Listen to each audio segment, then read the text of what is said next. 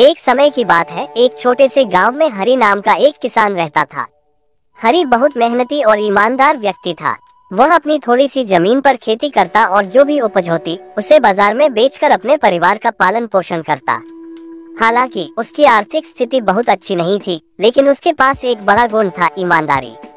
हरि के पास एक पुराना बैल था जो उसकी खेती में मदद करता था। वह बैल उसका साथी था और हरि उसे अपने परिवार के सदस्य की तरह मानता था।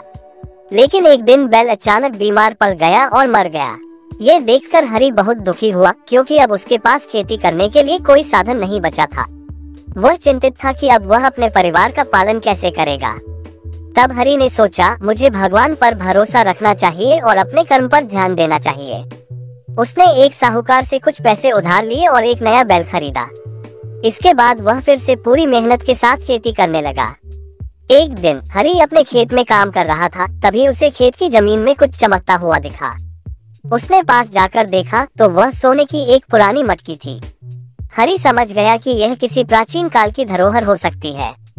कुछ देर के लिए उसके मन में आया कि वह इस सोने को बेचकर अपने सारे कर्ज चुका सकता है और एक सुखी जीवन बिता सकता है।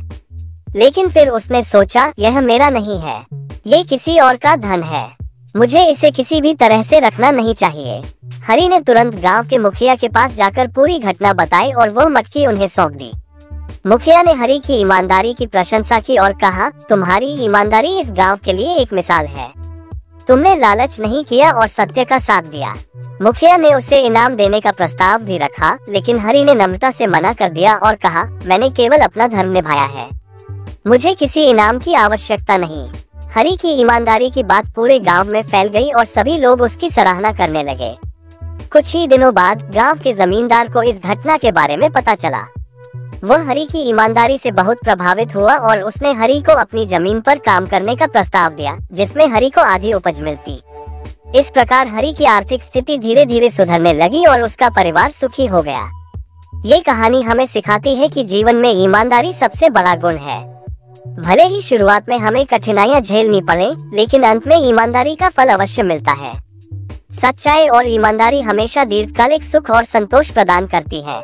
जैसे हरि ने अपनी ईमानदारी के कारण सम्मान और सुख पाया, वैसे ही हमें भी अपने जीवन में सच्चाई का साथ नहीं छोड़ना चाहिए।